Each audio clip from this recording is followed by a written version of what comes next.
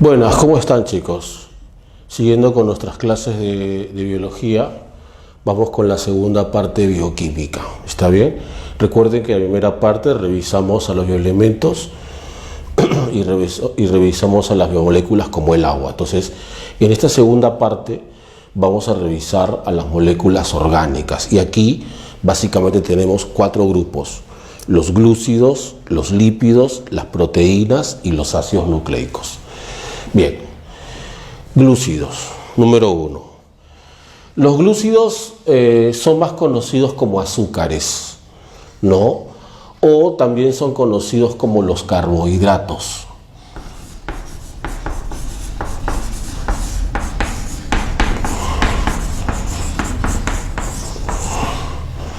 Como los carbohidratos, ¿ya? Eso seguramente lo han escuchado alguna vez. Cuando ustedes, por ejemplo, revisan, ¿no?, las etiquetas, ¿no? Ahora inclusive que hay una legislación más fuerte sobre el contenido de lo que comemos. Cuando ustedes revisan las etiquetas se encuentran ahí que dicen carbohidratos totales, ¿no? Es lo que siempre nos da esa información. Los azúcares, los carbohidratos, son compuestos ternarios. Son compuestos ternarios, o sea, tienen carbono, hidrógeno y oxígeno, ¿ya? Bien. Ahora, ¿por qué son importantes los azúcares? Por 2 razones. Primero, tienen importancia energética.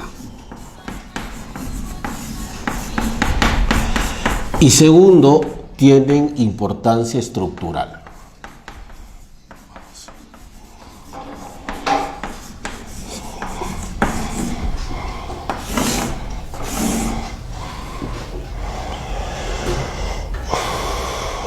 Principalmente, ¿está bien? O sea, principalmente los azúcares tienen 2 funciones, ¿ya? O son fuente de energía o son ladrillos de construcción, ¿no? Son esas 2 opciones. Ahora, cuando un compuesto en general, o sea, cuando nos dicen en general, ¿no?, tal compuesto es energético, entonces nosotros tenemos que hacer esta pregunta: ¿pero de qué tipo? Porque hay 2 opciones. Puede ser energía inmediata o puede ser de reserva. En el caso de los azúcares, ellos tienen las 2 presentaciones, o sea, hay azúcares que son de uso inmediato y hay azúcares que son de reserva. Para explicar la diferencia entre un compuesto que es de uso inmediato y uno de reserva, voy a usar este caso. Mira, es como el dinero, por ejemplo, ¿no? Cuando trabajamos tenemos una cantidad destinada para nuestro uso diario, nuestro pasaje, nuestra comida, nuestros gastos diarios, ¿no? Y tenemos también un porcentaje, una cantidad para ahorrar para los tiempos difíciles, ¿no? Siempre cuando uno trabaja distribuye su dinero así, ¿no? El dinero que va a usar todos los días y el dinero que va a ahorrar, ¿no? Las células son iguales, pero desde el punto de vista energético, las células tienen moléculas para usar como energía diariamente en todas sus funciones, pero también tienen para guardar para casos de emergencia. En el caso de las células, un caso de emergencia sería que se queden sin nutrientes, por ejemplo. Imagínense el caso de un animal, digamos un zorro, ¿no?, que no ha podido capturar una presa en varios días. Claro, porque nosotros comemos todos los días, no hay problema, ¿no? Mañana, tarde, noche, pero en la vida silvestre no se alimenta permanentemente. O sea, un zorro puede conseguir un alimento una vez a la semana. Entonces, imagínense todos esos días que el animal no consume alimento. ¿De qué vive? De sus reservas. Entonces, por eso los seres vivos tienen esas 2 opciones también: tener energía o moléculas para usar diariamente y moléculas para tiempos de emergencia. En el caso de los azúcares, cumplen con los 2. Hay azúcares de uso inmediato y hay azúcares de reserva. Por eso decimos que los azúcares principalmente deben ser recordados como compuestos energéticos, ¿Ya? Siempre que nos digan, son los principales compuestos energéticos, los azúcares, sobre todo por estas dos razones y por su abundancia también. O sea, no hay otros compuestos que tengan esa abundancia y esa variedad en temas energéticos. En el campo de estructura es más escaso, pero existen. Por ejemplo, el caparazón, ¿no? El caparazón de los crustáceos, como por ejemplo un cangrejo. El caparazón de un cangrejo es 100% azúcar. No de los comestibles, obviamente, porque no es energético, pero sí es fuente estructural, ¿no? Muy bien. ¿Cómo se organizan los azúcares? Los azúcares se organizan en tres grupos. Ya tenemos los azúcares simples, que están formados por una sola molécula. Tenemos los azúcares dobles, que están formados por dos moléculas. Y tenemos los azúcares múltiples, ¿ya? Que están formados por muchas moléculas, ¿ya? Y cuando digo muchas, me refiero generalmente a cientos, a miles de moléculas, ¿ya? Esto no es que sean 10, 15, no, estos son cientos, miles de moléculas. Entonces tengo azúcares simples, dobles y múltiples. Ya, si recordamos un poquito la clase de niveles, esto sería nivel molecular. Esto sería también nivel molecular. Pero como estos son polímeros y están formados por cientos de unidades, este sería nivel macro. O sea, los azúcares pueden llegar en organización hasta el nivel macro. Ya, a ver, empecemos con estos. Los azúcares simples. A los azúcares simples puedo clasificarlos en dos grupos según dos criterios. Tenemos según el número de carbonos y según los grupos funcionales. ¿Cuántos carbonos suelen tener los azúcares? No muchos, suelen tener entre 3 y 7 carbonos. Ya, o sea, los azúcares son cadenas carbonadas pero cortas, son cadenas cortas. Y yo puedo llamarlos o puedo clasificarlos según su cantidad de carbonos. Pero eso sí, todos estos azúcares responden a la siguiente fórmula global: CN, H2N o N, ¿no? O sea, una cantidad de carbonos, una cantidad de oxígenos, el doble de hidrógenos, por ejemplo, ¿no? Ahora, pueden tener 3, 4, 5, 6, 7 carbonos, como les digo, pero hay dos grupos que son los más importantes, porque nosotros siempre tenemos que resaltar a los grupos más importantes, a los grupos más usados por las células o que nos van a servir para las futuras clases. Ya siempre hacemos ese enfoque, ya generalmente de los compuestos que son importantes para las futuras clases. Entonces, los azúcares pueden tener 3, 4, 5, 6, 7 carbonos, pero los que son más abundantes, más importantes y los que más nos interesan ahora son los que tienen 5 carbonos y 6 carbonos. Y les llamamos pentosas y hexosas. Y según eso, según la fórmula sería C5, H10 o 5. Este sería C6, H12 o 6.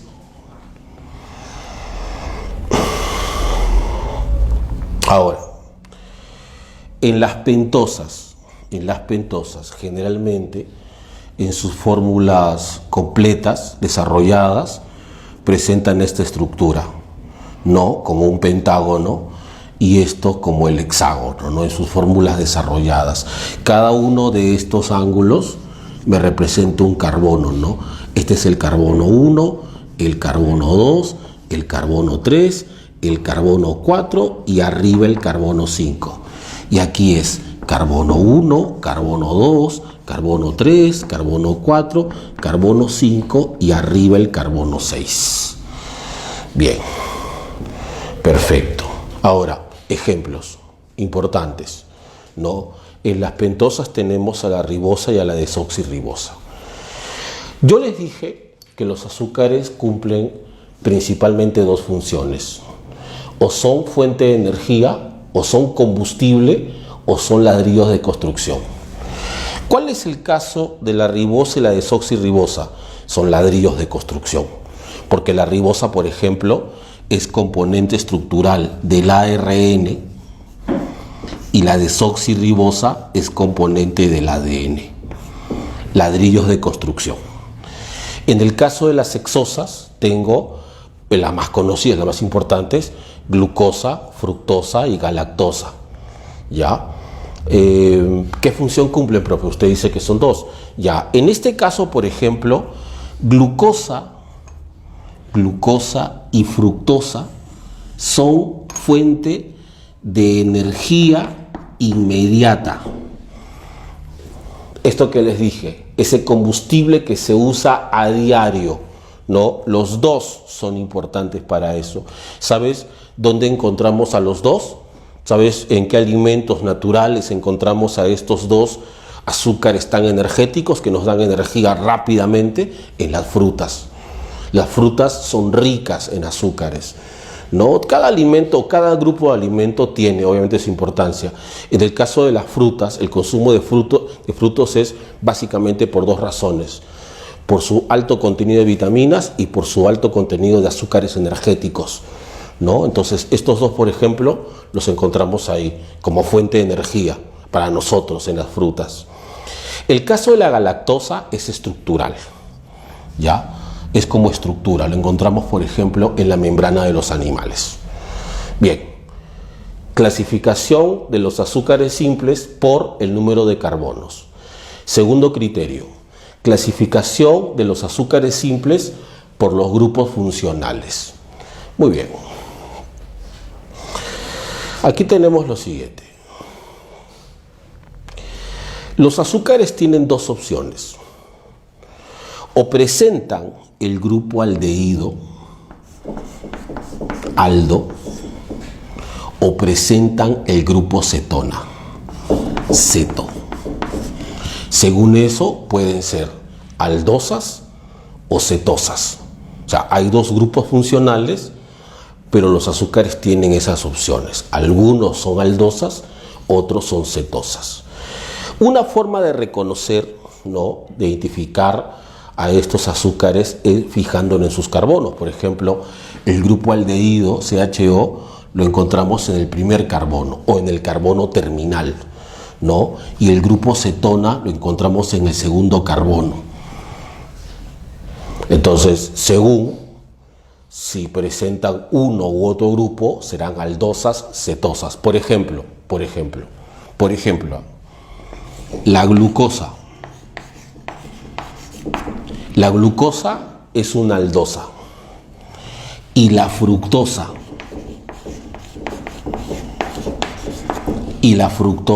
es una cetosa. Ahora, ¿sabes lo que tenemos que hacer? Ahora, combinar los dos. O sea, para conocer mejor a los monosacáridos, lo que vamos a hacer es combinar los dos. Vamos a combinar los grupos funcionales con el número de carbonos. Por ejemplo, el caso de la glucosa. La glucosa, según los grupos funcionales, es una aldosa, pero según el número de carbonos es una hexosa. Combinado sería aldohexosa. La glucosa es una aldohexosa, ¿ya? Y lo mismo, el caso de la fructosa. Según los grupos funcionales, la fructosa es una cetosa. Según el número de carbonos, es una hexosa. Sería cetohexosa. Ya, a ver, uno para que ustedes practiquen también.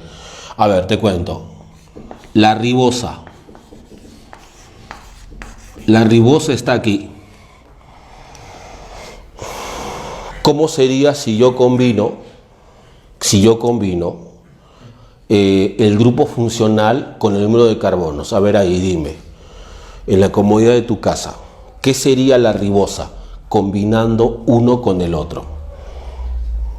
Claro, sería aldopentosa.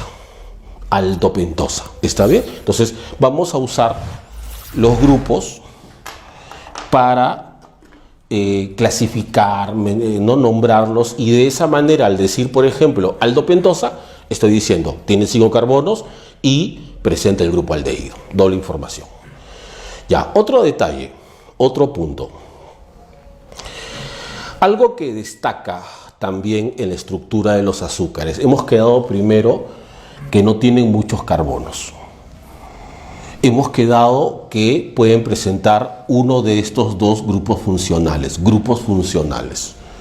Pero también algo que destaca, ¿no? Algo que destaca mucho a los azúcares es la presencia de los radicales oxidrilos. Los azúcares tienen abundantemente a los radicales oxidrilos, OHs. Y los radicales oxidrilos, que son típicos de los alcoholes, por eso es que, claro, el OH es típico del alcohol, por eso que los químicos, por ejemplo, clasifican a los azúcares como polialcoholes, ¿no? Por la abundancia de sus grupos oxidrilos. Pero en lo que nos interesa a nosotros, los grupos oxidrilos representan la zona polar de la molécula.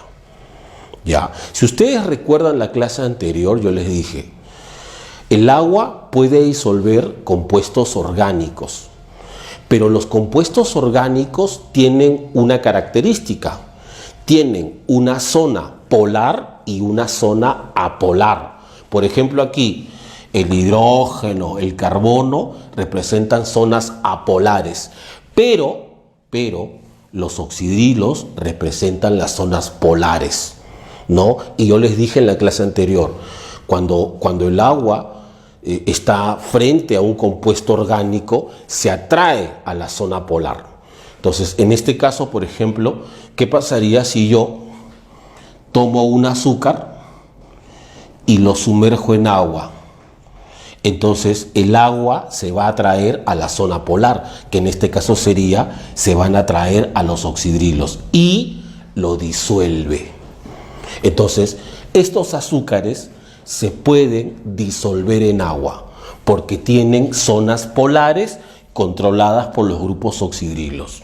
Digo, los monosacáridos son solubles en agua. Los monosacáridos son hidrosolubles.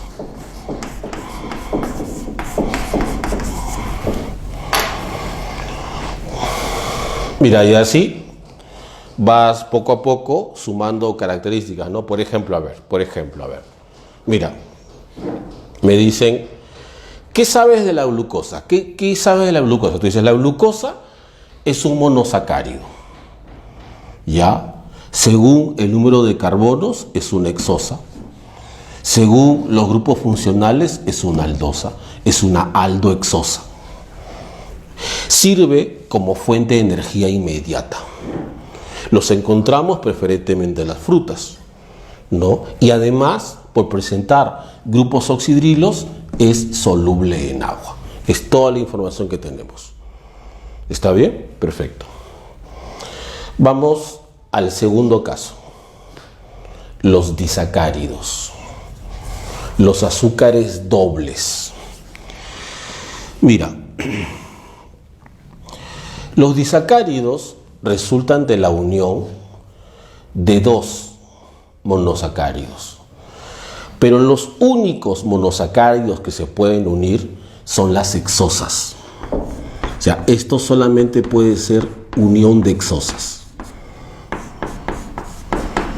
Nada más. Ni las pentosas, ni otro azúcar, porque recuerden que pueden tener de 3 a 7, puede participar. Los únicos que participan como ladrillos de construcción para fabricar disacáridos son las hexosas. ¿Ya? Ahora, para que sea una molécula compleja, lo que tienen que hacer esas dos hexosas es enlazarse.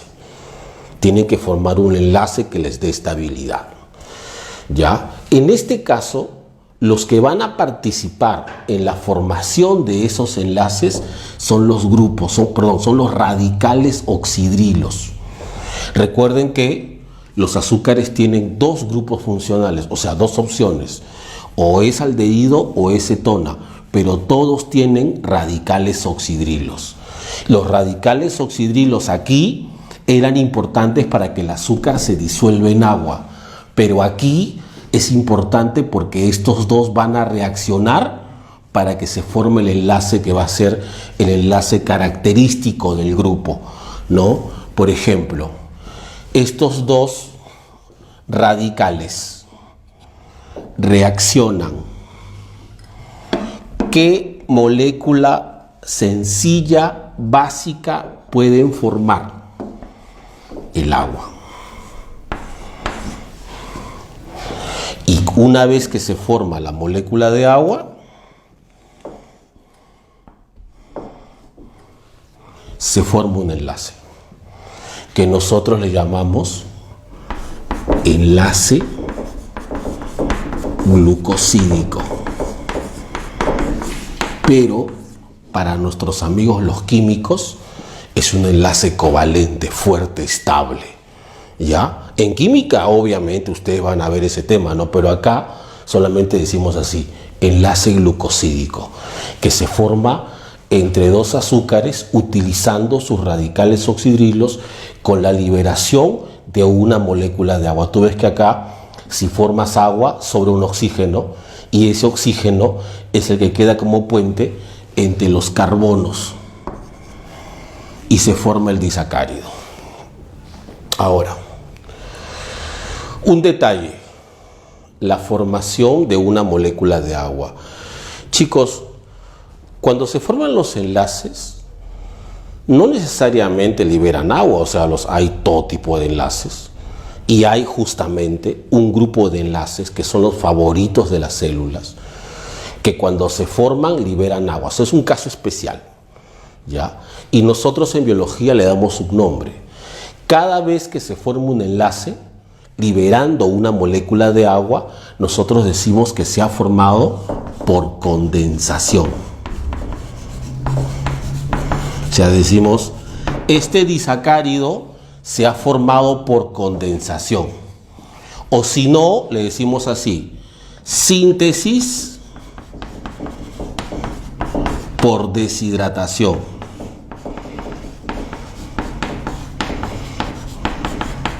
O a veces simplemente deshidratación, ¿ya? Otra vez, repito. Recordemos que en la formación de este enlace covalente, que nosotros en biología le decimos enlace glucosídico, entre dos hexosas para formar un azúcar doble, se liberó una molécula de agua. No es común que cuando se forman los enlaces se libere agua. Entonces nosotros vamos a darle un nombre especial.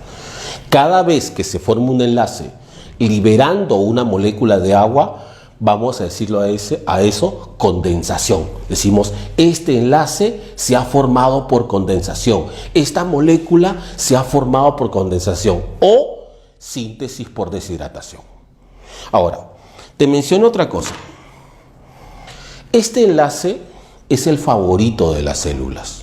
¿Y sabes por qué? Porque lo pueden revertir. O sea, ¿qué pasa si le devuelven la molécula de agua que perdió?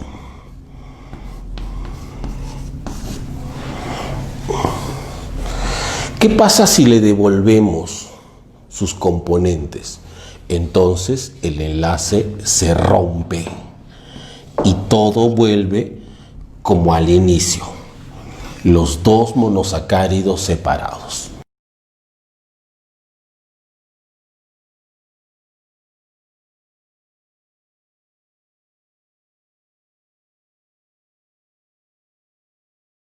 Vamos a decirlo a eso condensación. Decimos, este enlace se ha formado por condensación. Esta molécula se ha formado por condensación o síntesis por deshidratación. Ahora, te menciono otra cosa. Este enlace es el favorito de las células. ¿Y sabes por qué? Porque lo pueden revertir. O sea, ¿qué pasa si le devuelven la molécula de agua que perdió?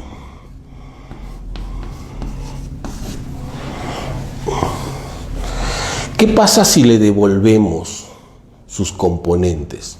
Entonces el enlace se rompe y todo vuelve como al inicio. Los dos monosacáridos separados. O sea, hacemos el proceso inverso, agregando una molécula de agua. A esto nosotros le llamamos hidrólisis. O sea, si una molécula se forma por condensación, se puede hacer el proceso inverso, o sea, se puede hidrolizar. O dicho de otra manera, como los disacáridos se han formado por condensación, los disacáridos son hidrolizables. Estas palabras son muy importantes, ¿eh? O sea, acá yo dije hidrosoluble, que significa que se puede disolver en agua, que significa que atraen al agua porque tienen zonas polares, ¿no? En cambio aquí estoy diciendo que se pueden romper sus enlaces, que los enlaces glucosídicos que los estabilizan se pueden romper si le devolvemos la molécula de agua, ¿no? Entonces es hidrolizable. Un comentario, una letra pequeña, nota del editor, por si acaso.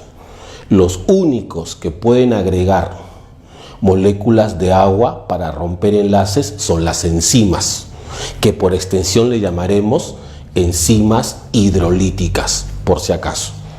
¿Ya? Bien, ahora, sucede también lo siguiente. Se supone que los radicales oxidrilos representan la zona polar de las moléculas. ¿Está bien?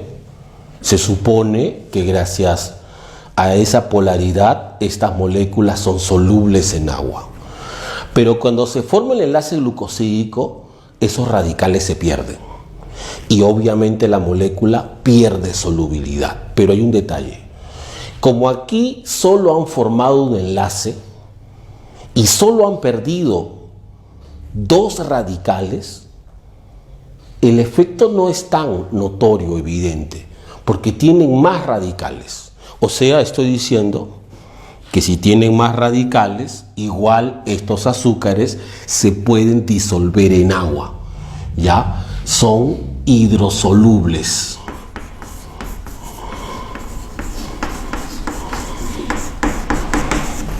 En cambio, los monosacáridos no se han formado por condensación.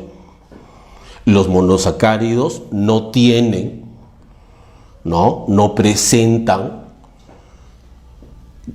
enlaces glucosídicos. Entonces, no se han formado por condensación, no se pueden hidrolizar. Son no hidrolizables.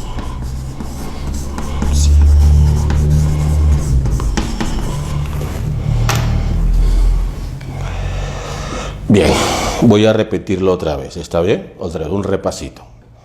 Profe, me confundo con estos dos términos. Perfecto. Recuerda que lo hidrosoluble se refiere a la capacidad que tiene el azúcar para disolverse en agua, ¿no? Que es soluble en agua, porque tiene zonas polares y atrae a las moléculas de agua. Y recuerda que lo hidrolizable es porque se puede romper. ¿Ya? Esto es que se puede disolver y esto es que se puede romper. Son cosas completamente diferentes. Recuerden que disolver es atracción, que se atrae al agua. Esto es que se rompe, que se puede romper, porque tiene un enlace que se puede romper, que en este caso es el enlace glucosídico. Muy bien.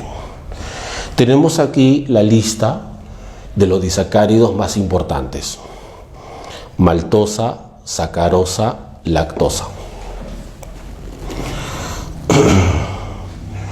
La maltosa y la sacarosa son también fuente de energía inmediata.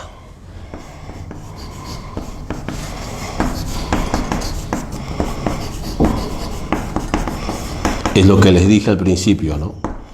Los azúcares son reconocidos por su importancia energética.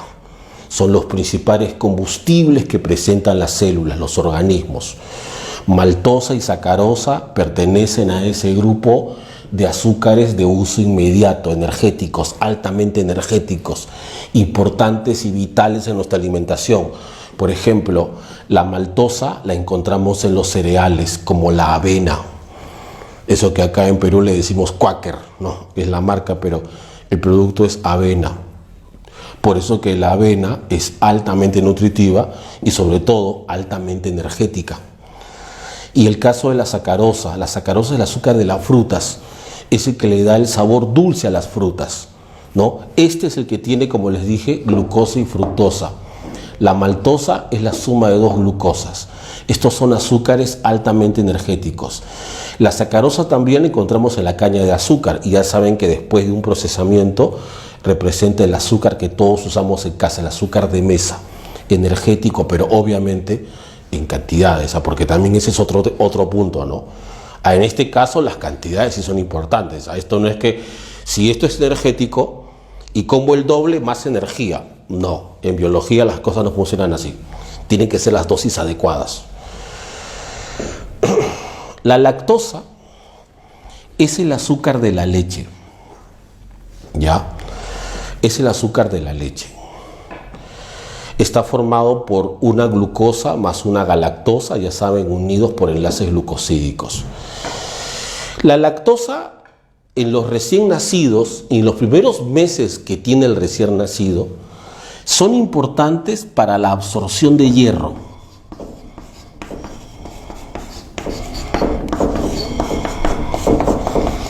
Para la absorción de hierro.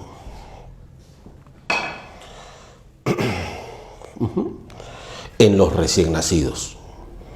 Ya, obviamente eso es vital para evitar la anemia. Pero por ejemplo nosotros, los humanos que consumimos leche de vaca, no, la lactosa ya no cumple ninguna función.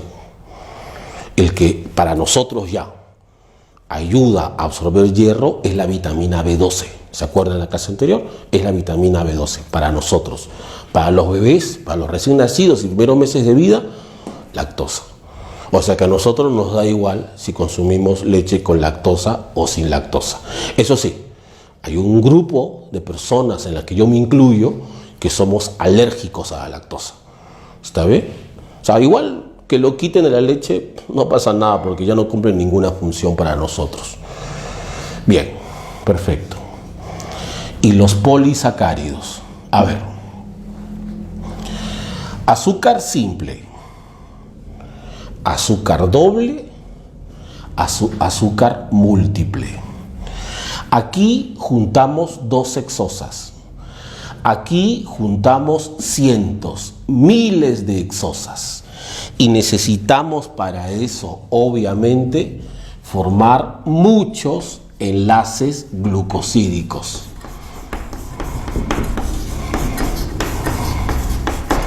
Cientos, miles de enlaces. Y por lo tanto, si los polisacáridos están formados por enlaces glucosídicos y yo sé que los enlaces glucosídicos se forman por condensación, entonces digo, los polisacáridos se forman por condensación. Y por lo tanto, si se forman por condensación, yo puedo hacer el proceso inverso y digo, también son hidrolizables. También se pueden romper agregando a sus enlaces una molécula de agua. Y recuerden que eso lo hacen las enzimas. ¿Ya? Pero aquí tiene otro detalle. Aquí te dije, ¿no? Al perder los radicales, pierde solubilidad. Pero como es solamente uno, no hay problema. Pero aquí como son cientos y miles de radicales que pierden, entonces estos azúcares sí pierden solubilidad. Por eso son no hidrosolubles. Ahí tú puedes hacer la comparación, ¿no? Para que lo recuerdes, mira. Los disacáridos cumplen con los dos. Se disuelven en agua y se pueden romper. Los monosacáridos se disuelven en agua, pero no se pueden romper. Y los polisacáridos se pueden romper, pero no se disuelven en agua. Bien.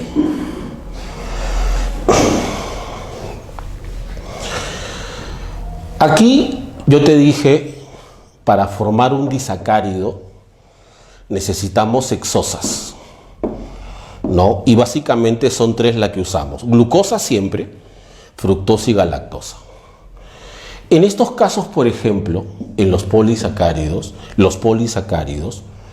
principalmente suelen usar a la misma unidad. Por ejemplo, el almidón, la celulosa y el glucógeno resultan de la unión de glucosas.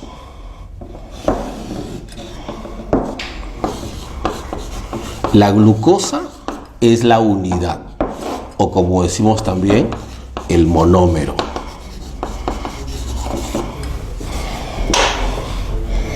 O sea, profe, el almidón tiene miles de glucosas, sí. La celulosa también, sí. Y el glucógeno también, sí. Los tres están formados por lo mismo, sí, sí, sí. Y entonces, ¿qué les hace diferente? La forma. En este caso, a diferencia de los otros que son más sencillos, en estos azúcares lo que marca muchísimo su función es la forma. Por ejemplo, fíjese cómo es el almidón. Tiene ramificaciones, algunas ramificaciones. Fíjense cómo es la celulosa, lineal. Fíjense cómo es el glucógeno, más ramificado, más organizado. Los tres están formados por lo mismo, pero al optar por formas distintas van a cumplir funciones distintas. ¿Ya? Por ejemplo, el caso del almidón. El almidón es reserva energética. Es reserva energética en plantas. Una vez más lo voy a decir, cuando a nosotros nos hablan de los azúcares, no se olviden que lo primero que ustedes deben decir o resaltar es su función energética. Tanto de los que se usan inmediatamente, rápidamente, como los que se usan a futuro, cuando las condiciones sean más complicadas. Fíjense que hay energéticos en los monosacáridos, energéticos en los disacáridos y más energéticos en los polisacáridos. Por eso hay que resaltar eso. Ahora, regresemos al almidón. El almidón es reserva de las plantas y las plantas lo suelen guardar en sus raíces, en sus tallos, en sus frutos, en sus semillas. Afortunadamente para nosotros podemos comer almidón. Tenemos enzimas hidrolíticas que rompen el almidón. ¿Han escuchado alguna vez de la amilasa? Esa enzima que tenemos en la saliva, esa enzima es la que rompe el almidón. O sea, el humano, para nosotros, el almidón es apto para nuestro consumo. Por eso comemos raíces, tallos, semillas, frutos ricos en almidón. Pero regresemos a las plantas. Las plantas guardan esto para tiempos difíciles. Ustedes, por ejemplo, les menciono este caso, ¿no? Ustedes han visto que en invierno hay plantas que pierden completamente las hojas. Sí, y te pregunto, ¿de qué vive si ya no puede hacer fotosíntesis? O sea, en verano sí, obviamente, pero ¿y en invierno? Cuando un árbol pierde todas sus hojas, adivina de qué está viviendo. Obviamente de sus ahorros. Todo el invierno va a vivir de sus ahorros, el almidón. Ahora, en cuanto a la estructura, fíjate que el almidón tiene zonas lineales y tiene zonas ramificadas. Estas zonas lineales se llama así, amilosa, y las zonas ramificadas, amilopectina.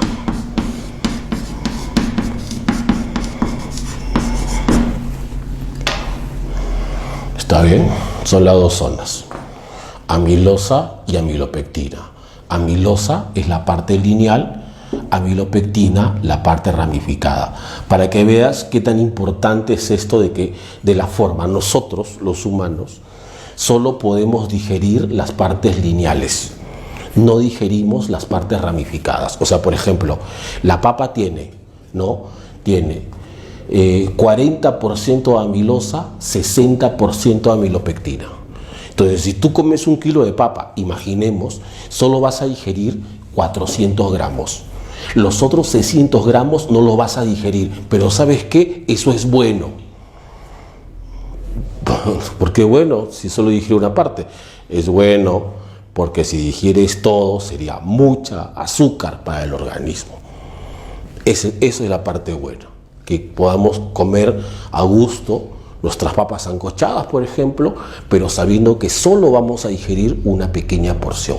Eso no solamente es bueno, es dietético también. Vean el caso de la celulosa ahora, completamente lineal. La celulosa es estructural. Es estructural. Lo encontramos formando parte de la pared celular de los vegetales. Lo que pasa es que las células vegetales tienen alrededor como una muralla, ¿ya? Es como una ciudad amurallada, ¿ya? Y esa muralla en biología le llamamos pared celular. Obviamente, si es una muralla, su principal función es la protección, ¿ya? Pero eso lo hablaremos en clases siguientes. Acá lo importante es que esa muralla está formada de azúcar, de este azúcar llamado celulosa. Esta celulosa está formada por glucosas, pero todas en cadena, sin ramas. Pero eso sí, para que sea más resistente, las células suelen ponerle más celulosa, más cadenas, más cadenas, más cadenas, más cadenas, más cadenas, más cadenas, y de esa forma formar lo que se conoce como fibra, una fibra de celulosa. ¿Has escuchado tú alimento rico en fibra? ¿Has escuchado que dice galletas con fibra? ¿Que dicen pan con fibra?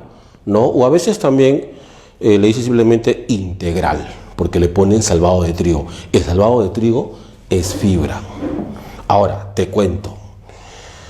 Cuando te dicen fibra, se refieren a celulosa.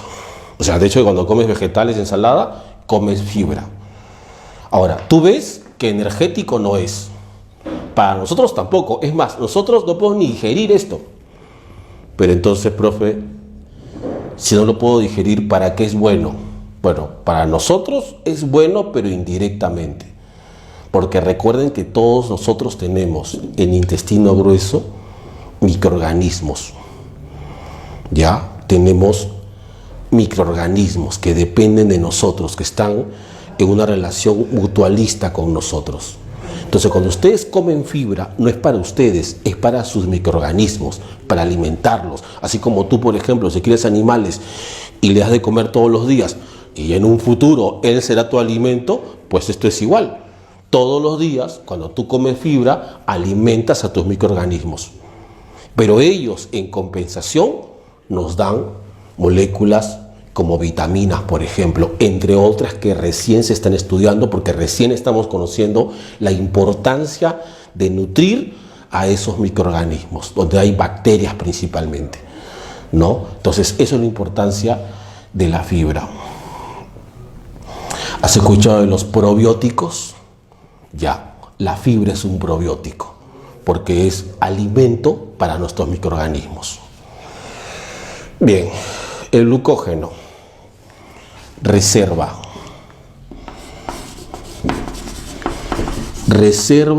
energética, sí, también, pero de los animales. Y nosotros los animales guardamos este azúcar principalmente en el hígado y en los músculos. En los músculos esqueléticos. Es nuestra reserva, así como te dije hace un rato, ¿no? Cuando la planta no puede hacer fotosíntesis, usa su reserva. En nuestro caso, cuando estamos muchas horas sin alimentarnos. Por ejemplo, gente que no has comido hace 2 días. Entonces, si no comes 2 días, usas esta reserva. Lo que te dije hace un rato, ¿no? Un zorro, por ejemplo, no come todos los días. Imagínate que caza su alimento una vez a la semana. Y eso, entonces, ¿de qué vive él? De glucógeno. Del que está guardado en el hígado. Porque del que está guardado en los músculos es cuando realizamos actividad física intensa, ¿no? Mucha gente dice que sale a correr, bueno, cuando se podía, salen a correr y queman grasa. No es cierto. Cuando uno hace ejercicio, quema glucógeno, quema azúcar, porque para nosotros la grasa no es principalmente energética. Energética es el azúcar, el glucógeno. Y finalmente la quitina. En este caso, su unidad se llama así: N-acetilglucosamina.